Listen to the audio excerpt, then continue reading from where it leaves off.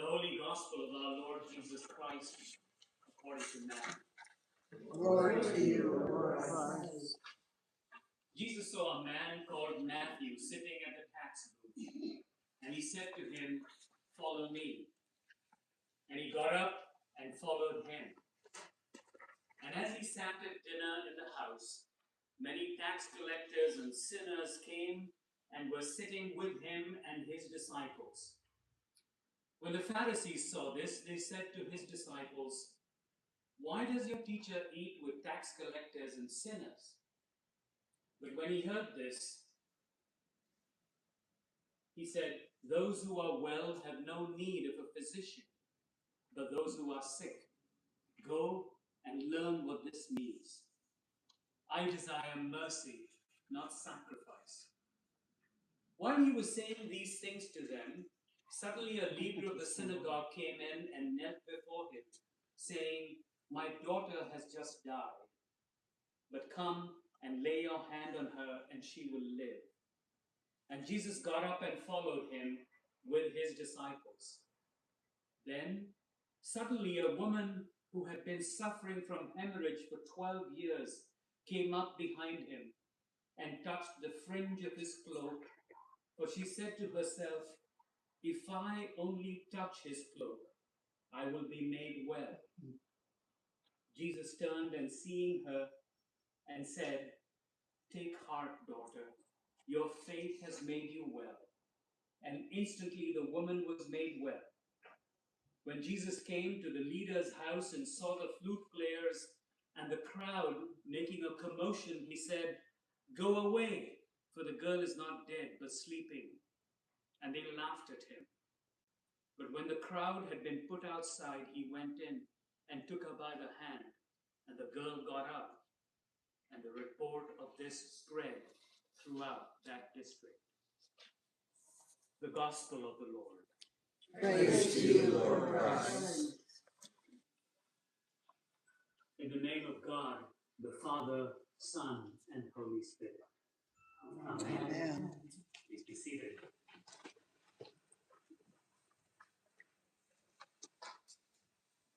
This morning's Gospel that was read for us from the Gospel of Matthew has parallels in the other synoptic Gospels, in the Gospel of Mark, as well as in the Gospel of Luke. And when we read these three readings together, what emerges is a fuller, more detailed narrative. Essentially, the narrative has us encountering a healing within a healing. Jesus has been summoned to bring healing to a little girl, and he was already on his way when he is interrupted by this woman who wanted healing from her own ailments. And somehow the picture that emerges from the three gospel lessons is that there was this crowd of people pushing and jostling around this now famous preacher. People were flocking to hear his words of wisdom, to experience his healing, to sit at his feet. And into this crowded milieu steps in this young woman who remains anonymous in all three scriptures.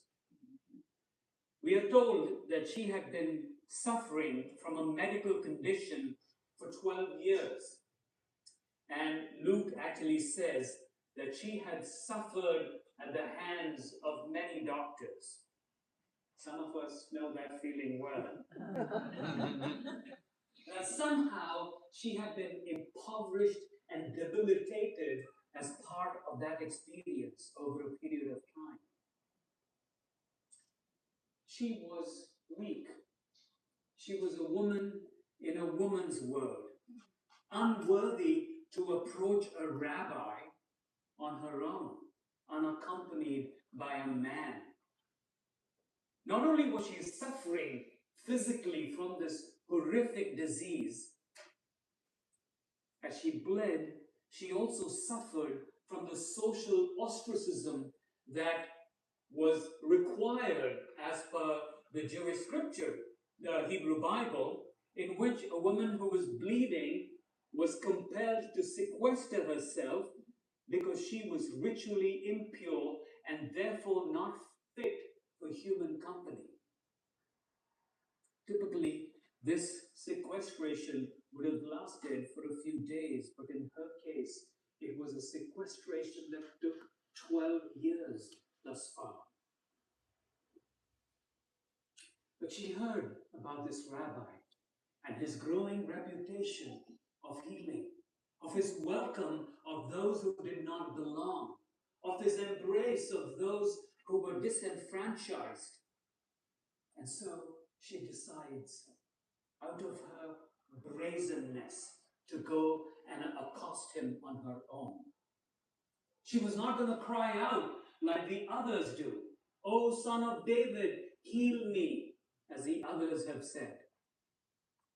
But she is convinced from what she has heard that if she were to but just touch the hem of his garment, just a quick touch, that he would not notice, that nobody else would notice, she would be healed. Her desperation is echoed in her brazenness. I wonder if brazenness is part of your lexicon of belonging to a Christian community. I wonder if you have forgotten that to be a Christian is to be audacious and to believe that a God can do what God has claimed he can do and will do. Far too often, I believe, many of us Christians live unfulfilled, unaccomplished lives because we dare not believe that God is really God and that his promises are real.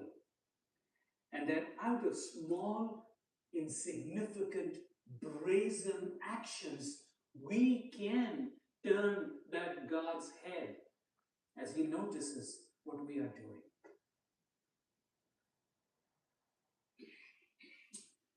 The brazenness, of course, is not to change God. The brazenness is a reflection of our own ability to believe in what we are supposed to believe as a Christian community. This woman's faith is so strong that she decides to go against every societal norm. Think about how often that phrase goes against our brain sometimes. What will people say? What will the world say? Are we letting the circumstances of our life to get the better of us simply because of social norms and expectations? Or are we a people who dare to believe that there is more? And that audacious hope and action can change the world at least a little bit, at least a little in the surroundings in which we live. In Luke's version, this woman touches the hem of that garment of Jesus, and she is instantly healed. The 12 years of debilitation, of humiliation, of shame is halted instantly. But in that press of people, in that crowd that was jostling around him, Jesus turns to his disciples and says, "Who touched me?" And the disciples, I'm paraphrasing here, the disciples respond by saying, "What, are you nuts? Look at the crowd pressing around you. Look at the group of people that has formed this huge rush. What do you mean? Who touched me?" But Jesus' response is interesting. He says, "No, someone touched me, for I felt power going out of me." I think it's important for us to meditate on the fact that power had been going out of this woman in that debilitating disease that she had when she bled over and over, and this hemorrhage was making her weak, and seeing that power extinguished on a daily basis for 12 years. But when she touches Jesus, that power returns to her, even as Jesus sends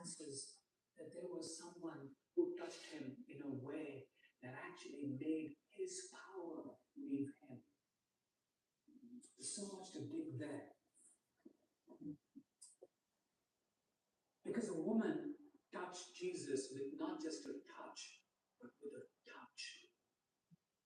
It engendered that desperate, voiceless plea calling for healing. And Jesus felt her touch in the midst of the crush of the people. Our cries to God, to act like He is God, in the middle of our desperate circumstances, is never not heard. Our touch is never not felt. Jesus cares every time we cry out. He feels that voiceless touch. And in the middle of the din of humanity, we are not reduced to faceless, nameless voices, but we matter as individuals in a throng.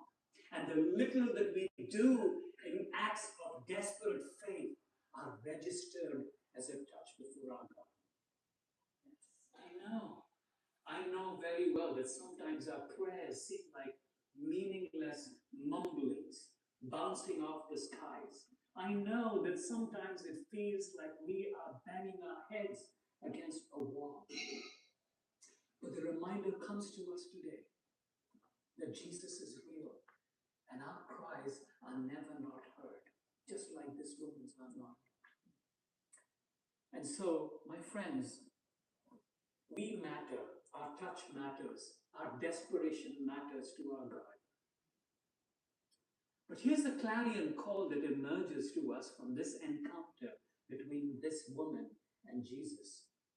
And I believe it is this, that if God hears the cry of the voiceless, if God feels the touch of those who touch, feeling that they do not belong, then how much are we to be a community that is sensitive to the voiceless ones around us? How much more are we as a community to feel the touch of people who feel like they dare not touch?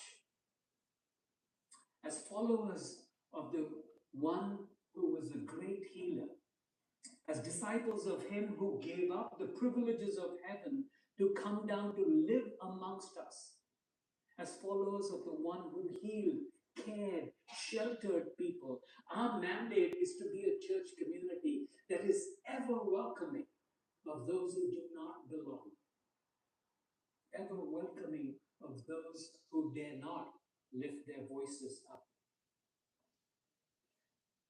Jesus says to this sequestered, lonely, debilitated woman, and he says to her, "Daughter, take heart." By referring to this social outcast of a woman as daughter, Jesus goes beyond simply healing her from her shameful disease. He also restores her to the human community. She is no longer an outsider who does not belong. No longer will she have to stand outside looking in. St. Mary's, those who come to us in need want more than the food we serve, more than the clothes we hand out, precious and vital as those ministries are. They come to feel like they belong. And our greatest gift to them is when we emulate Jesus, when we listen to their stories, when we feel their touch, when we communicate a sense of belonging to them. So let us be healers. Let us be hearers. Let us be feelers